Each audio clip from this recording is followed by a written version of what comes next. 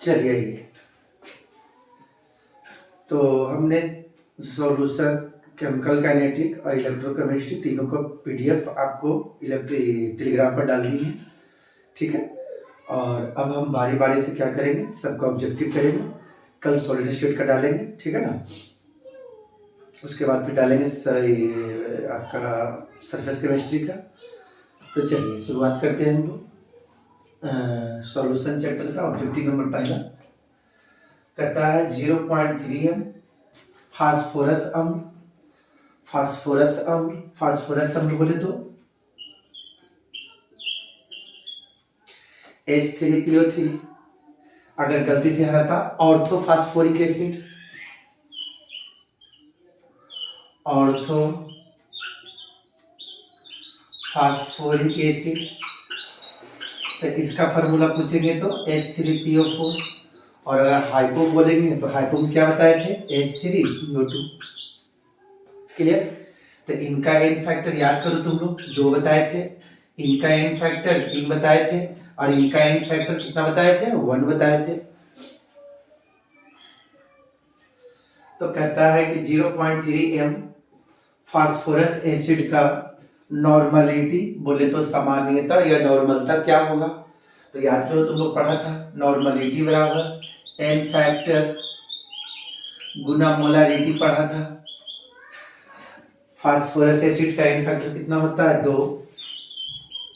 और मोलारिटी का बात करें तो मोलारिटी कैपिटल एम दे दिया 0.3।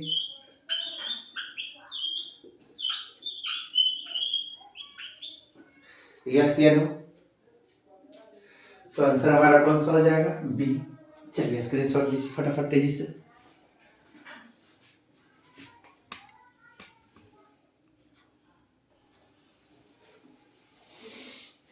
देखो अगला सवाल कह रहा है कि कौन ताप बोले तो टेम्परेचर, ताप बोले तो टेम्परेचर।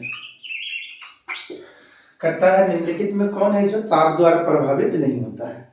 देखिए ताप द्वारा वही प्रभावित होगा जिस कंसंट्रेशन के पास आयतन होगा।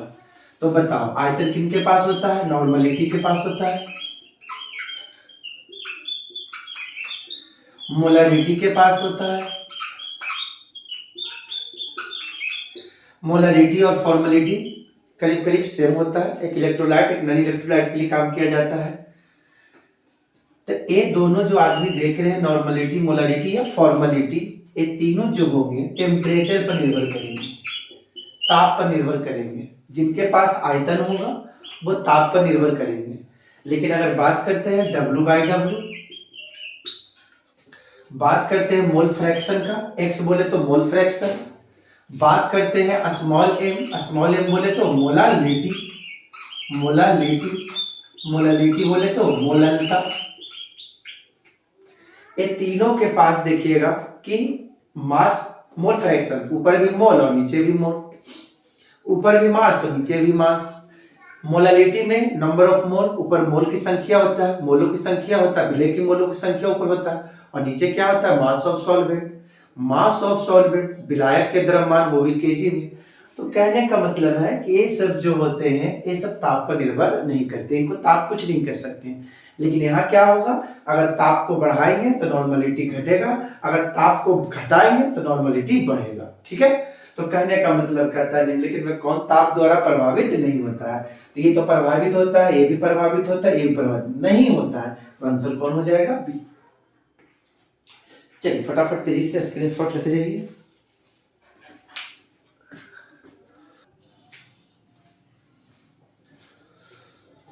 कहता है किसी बिलियन में, किसी सॉल्यूशन में, किसी सॉल्यूशन के किसी बिलियन का 200 ml में 2 ग्राम NH घुला हुआ है, डिजोल्व है, घुला हुआ है। तो बिलियन का मोलरता ज्ञात करें। तो याद करो मोलरता बराबर, याद करो तो फॉर्मूला क्या पढ़ा था, W गुना 1000 बटा मॉलिक्यूलर वेट गुना वॉल्यूम। W बोले तो कई ग्राम दिया हुआ है, 2 ग्राम।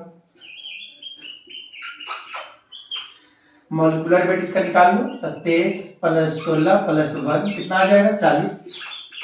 और वॉल्यूम दिया हुआ है कितना, 200 ml। 1 2 3 1 2 3, इसको भी काट दो, 1/4 मोल लीटर इनवर्स। इसको भागा डिवाइड करेंगे तो कितना आ जाएगा? 0.25 आ जाएगा। इसको डिवाइड करेंगे तो चलिए स्क्रीनशॉट लीजिए।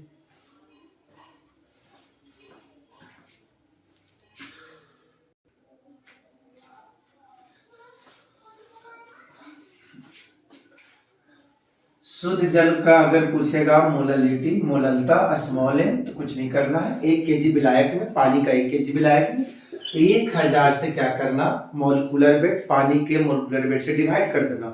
तो जैसे डिवाइड करोगे तो करीब करीब 55.5 या 55.56 आएगा, ध्यान में रखना, ठीक है। डिफिनीशन याद करो मोललिटी का। प्योर वाटर, तो पानी हमारा प्योर वाटर होता है, तो कहता है 1 केजी, तो 1 केजी को नहीं ग्राम में बदल देना है। तो 1 केजी बराबर क्या? 1000 ग्राम। 1000 और उसका मोलिकुलर वेट से क्या कर देना है? डिवाइड, क्योंकि मोल की संख्या तो कितना होगा? 1 ही होगा। 1 केजी विलायक में विलेय की मोलों की संख्या, तो क्या करना है? 1000/18 कर देना, जो आवेगा आंसर, है ना, वो मार देना है।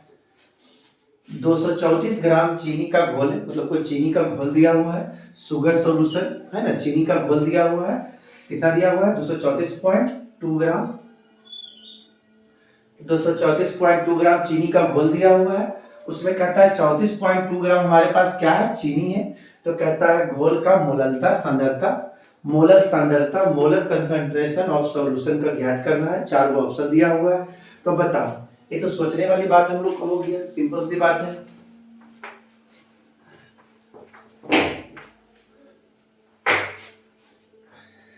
देखिए हमारे पास सॉल्यूशन दे दिया है, कितना दे दिया है? 234.2 ग्राम हमारे पास सॉल्यूशन है, सॉल्यूशन है, सॉल्यूशन है। अब हमारे सॉल्यूशन के पास दो चीज होते हैं, एक सॉल्यूट होता है और दूसरा क्या होता है? सॉल्वेंट होता है। मतलब एक विलेय होता है और दूसरा क्या होता है? विलायक। तो कहता है 234.2 ग्राम विलियन में हमारा जो चीनी है, चीनी हमारा सॉल्यूट का काम करेगा। चीनी हमारा किसका काम करेगा? सॉल्यूट। चीनी दिया हुआ है 34.2 ग्राम।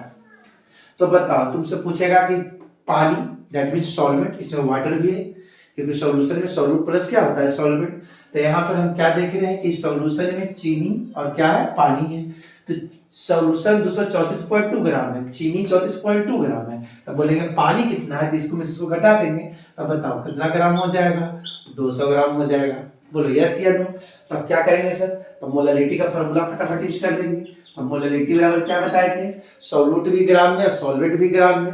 तो W1 गुना क्या बताए थे? 1000 W2 गुना मॉलिक्यूलर वेट। W1 का मान क्या करेंगे?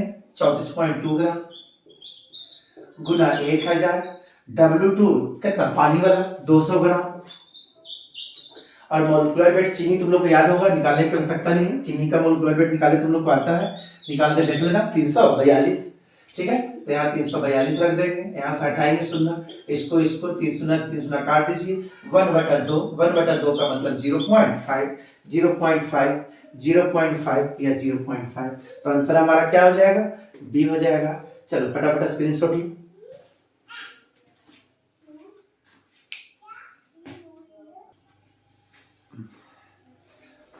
देखिए कहता है HCl और H2O के स्थिर क्वाथी मिश्रण, एजोट्रॉपिक मिक्सचर। एजोट्रॉपिक मिक्सचर के बारे में बताए थे, देखना आइडियल सॉल्यूशन के बाद बताए होंगे कि जब दो द्रव किसी पार्टिकुलर टेम्परेचर पर क्या होता है? बॉयल होता है, उबलता है, तो वही उसका कहलाता है एजोट्रॉपिक मिक्सचर। तो याद रखना, एजोट्रॉपिक मिक्सचर में जो होता है, हमेशा याद रखना कि HCl का जो होता है वो हमारा 20.2% होता है, जबकि जल का होता है 79.8%। दोनों ऐड करेंगे तो 80% होगा। तो यहाँ हमारा पूछ रहा है, किसका पूछ रहा है? HCl सब में लगा हुआ। तो HCl का पूछेगा तो कितना बताएंगे? 20.2%। अगर देखना गलती से जल लगा देगा तो जल के लिए पूछेगा तो बताना 79 कितना बता देना? 8%। तो 79.8 करेंगे और 20.2 दोनों मिला के कितना हो जाएगा? 100। स्थिर क्वाथी किसे कहेंगे? तो दो लिक्विड किसी पार्टिकुलर एक ही टेम्परेचर या किसी एक ही टेम्परेचर पर क्या होता है? बॉयल होता है, तो वो उसके लिए क्या कहलाता है? Azeotropic mixture. बोले तो स्थिर क्वाथी मिश्रण। ठीक है, चलिए और इसको तो आप लोग जानते हैं, पी नॉट माइनस पी, इसको हम लोग RLVP भी कहते हैं, याद करो RLVP कहते हैं, relative loading of vapour pressure. तो कहता है मैथमेटिकल है ना एक्सप्रेशन कौन होगा, क्या बॉयल्स लॉ होगा, चार्ल्स लॉ होगा, ग्राम्स लॉ होगा, बल्कि कौन होगा सर, रॉल्स लॉ होगा। बोलो यस या नो, जल्दी बताओ।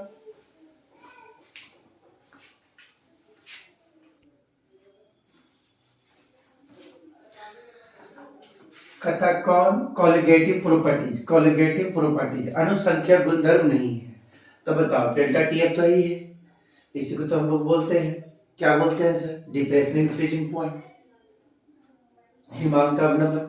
ये ऑस्मोटिक प्रेशर होता है, ये क्या होता है, क्वथनांक का उन्नयन होता है, एलिवेशन इन बॉइलिंग पॉइंट इसको बोलते हैं। लेकिन केवी जो हमारा क्या होता है, एवोलियोस्कोपिक कांस्टेंट होता है, या फिर कह सकते हैं मोलल एलिवेशन कांस्टेंट होता है, मोलल उन्नयन नियतांक होता है। तो आंसर हमारा कौन सही हो जाएगा, डी। सेम रिपीट कर दिया है, बस खाली ए सैंपल के रूप में था और ये डिफिनीशन के रूप में है। कौन सा अनुसंख्या गुणधर्म नहीं है, हिमांक का अवनमन है, क्वथनांक का उन्नयन है, वाष्प दाब का अपेक्षिक अवनमन RLVP जिसको बोलते है, इसमें कौन नहीं है सर, प्रकाशीय क्रियाशीलता, ऑप्टिकली एक्टिविटी। तो आंसर हमारा कौन सही हो जाएगा, 9 का सी सही हो जाएगा। चलिए फटाफट तेजी से,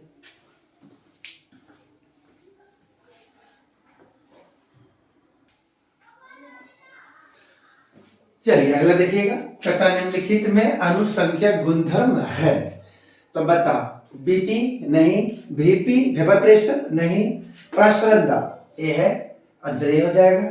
निम्न में से कौन विलयन का के लिए CP का काम करेगा, क्या सरफेस टेंशन नहीं, कंडक्टिविटी नहीं, अर्ध आयु नहीं, कौन करेगा, प्रसरण।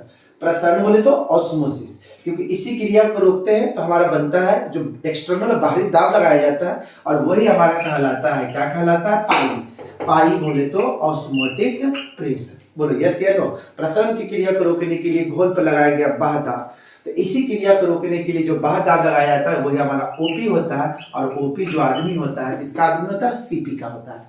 क्लियर।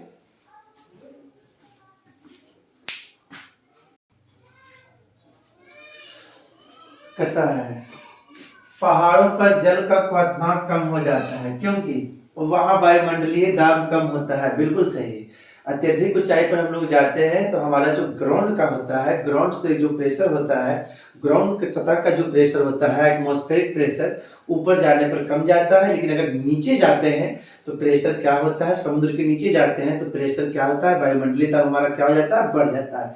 तो कहता है वह वायुमंडलीय दाब जो होता है क्या हो जाता है, कम।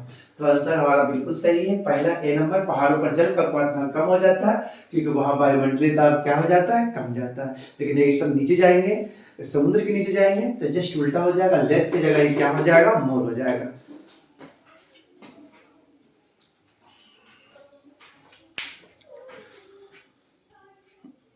चला जाए। तो कहता है निम्नलिखित में किसका हिमांक का अवनमन अधिकतम होगा, डिप्रेशन ऑफ फ्रीजिंग पॉइंट या डिप्रेशन इन फ्रीजिंग पॉइंट किसका ज्यादा होगा। तो ध्यान देना, जो हमारा कहने का मतलब होता है, एक होता है इलेक्ट्रोलाइट, एक होता है नॉन इलेक्ट्रोलाइट। इलेक्ट्रोलाइट मतलब जो जल में जाकर टूटता हो आयंस में। तो देखो यूरिया ग्लूकोज का अगर बात किया जाए तो ये सब जो होते हैं इनका जो बॉन्ड ऑफ फैक्टर होगा, बॉन्ड ऑफ फैक्टर समझता होगा, आई का मान जिसको हम लोग बोलते हैं, तो इनका बॉन्ड ऑफ फैक्टर और इनका बॉन्ड ऑफ फैक्टर कितना हो जाएगा, 1 होगा। लेकिन अगर इनका निकालने की बात हो तो इनको तोड़िएगा तो टूटेगा 2K प्लस और SO4 माइनस 2। तो देखिए इनका अगर आई का मान निकालिएगा तो देखिए डिसोसिएशन का केस है तो कुछ करना नहीं है, प्रोडक्ट का देख लेना है, नंबर ऑफ मोल कितना हो रहा है, तो 2 मोल, 1 मोल, 3 मोल, और उसके बाद रिएक्टेंट का मोल देख लीजिए कितना है, तो इसको डिवाइड कर दीजिए तो यहाँ पर कितना आ जाएगा, 3। इनके लिए काम करेंगे तो यहाँ हमारा बनेगा Na प्लस और Cl माइनस। एक टूटने का केस में है तो देखने टूटने के बाद कितना मोल बना, तो 1 मोल और 1 मोल, कई मोल, और पहले कितना मोल था, 1, वही हमारा कहलाएगा, क्या कहलाएगा, वांट हॉफ फैक्टर, जिसको आई का मान करते हैं, याद रखना। तो और ये दोनों का तो आई का मान दिख रहा है हम लोग को 1। आई क्या होता है, फिर से मैं बोल देते हैं, want half factor, want half factor.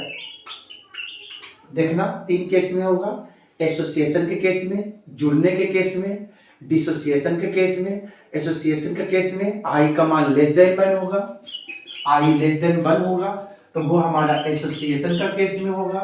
बोले तो संयोजन के केस में होगा, आई ग्रेटर देन 1 होगा तो वो हमारा डिसोसिएशन का केस में होगा। लेकिन अगर आई बराबर 1 होगा तो नाइदर डिसोसिएट नॉर एसोसिएट, ना ये टूटेगा ना ये जुड़ेगा। समझ में आ रहा है? यहाँ पर हम दोनों का घटना क्या था, डिसोसिएशन टूटने के केस में था। टूटने के केस में जब इसको पानी में डालेंगे तो पानी में जाने के बाद ये टूटेगा 2K प्लस SO4 2 माइनस, तो 2 मोल पोटेशियम आयन का और 1 मोल सल्फेट आयन का, तो 2 1 3। इस पर वो सवाल हर्षल आता है, ध्यान।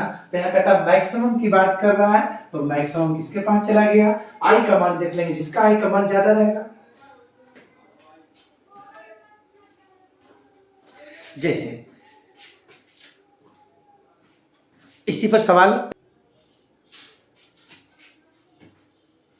देखना, अभी देखो यहाँ क्वथनांक कर दिया है, तखनी था हिमांक, अभी क्या कर दिया क्वथनांक, अभी था फ्रीजिंग पॉइंट, अभी क्या कर दिया बॉइलिंग। तो उससे कोई मतलब नहीं हमको, बस नंबर ऑफ, क्योंकि सीपी कहता है, याद करो सीपी कहते हैं अनुसंख्यक गुणधर्म कहते हैं किसको, कि बिलियन का बागुल, जो बिले की कणों की संख्या पर निर्भर करता है। बोलो सही बात है कि नहीं? चाहे वो कुछ भी सॉल्यूशन हो, लेकिन हमको सिर्फ मतलब है सॉल्यूट से।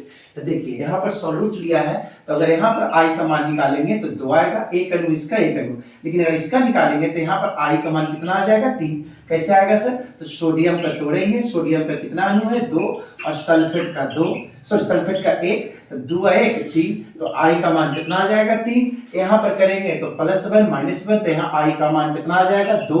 यहाँ भी करेंगे तो आई का मान कितना आ जाएगा 2। तो अधिकतम की बात कर रहा है तो अधिकतम चला जाएगा किसके पास, सोडियम सल्फेट के पास, जिसके पास आई का मान ज्यादा हो। ठीक है,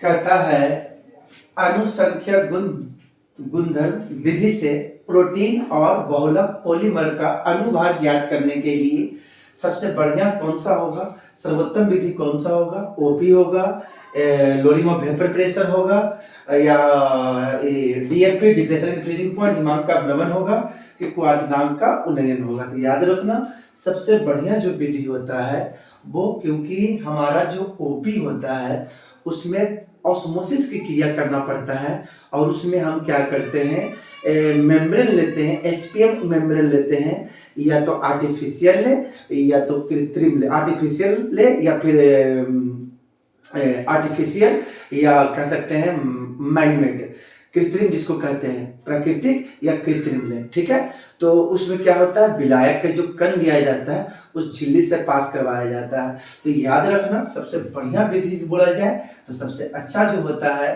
दोनों का प्रोटीन और बहुलक का अनुभार बोले तो मॉलिक्यूलर वेट, तो याद रखना क्या होता है, ऑस्मोटिक प्रेशर। ठीक है, चलिए जल्दी तेजी से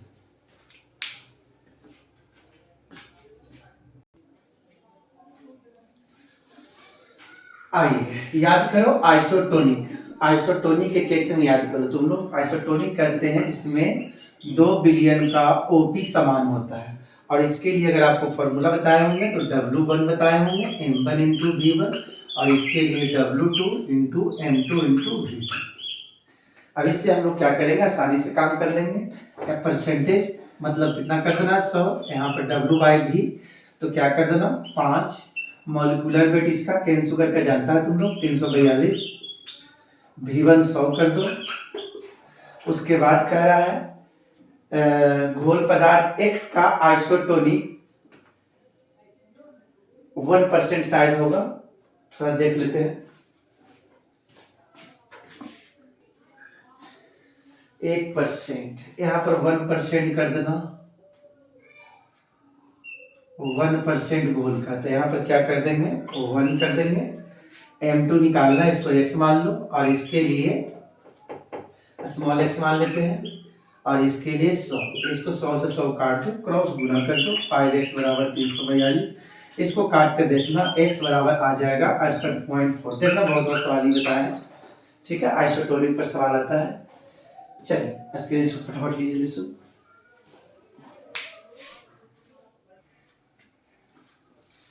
देखना 0.1 m बेरियम नाइट्रेट घोल का बॉन्ड ऑफ फैक्टर 2.74 दे दिया है। तो कहता है डिग्री ऑफ डिसोसिएशन अल्फा निकाले कह रहा है, विघटन स्तर क्या होगा। तो याद करो बॉन्ड ऑफ फैक्टर में जाकर देखना तो कि डिग्री ऑफ डिसोसिएशन बराबर सर ने फॉर्मूला बताया था I-1/n-1। अब क्या करेंगे सर, I का मान बॉन्ड ऑफ फैक्टर दे दिया है 2.74 -1 कर देना, n यहां से निकाल दो, इसका नंबर ऑफ मोल पूछेंगे। तो बताओ इनको अगर आप तोड़िएगा तो टूटेगा कौची में, बेरियम 2+ टूटेगा और नाइट्रेट हमारा टूटेगा 1-, लेकिन यहाँ पर इनकी संख्या कितनी है 2, तो इनका क्या करेंगे आगे 2 से इनका कोएफिशिएंट से गुना कर देंगे। तब बताओ कितना मोल हो गया, 2 और 1 3, n नंबर ऑफ मोल कर सकते हैं और -1 घटा देंगे तो 1.74 और 2, इसको काटेंगे तो 8 दूनी 16, 7 दूनी 14, 0.87, लेकिन परसेंटेज में क्या रहा है तो यहाँ 100 से क्या करेंगे गुना कर देंगे, गुना करेंगे तो कटेगा तो कितना परसेंट आ जाएगा, 87% आ जाएगा। चलिए तो इस प्रकार सॉल्यूशन का आपका मैंने बता दिया, इसको आप लोग बढ़िया से कर लेना, ठीक है। चलिए गुड नाइट।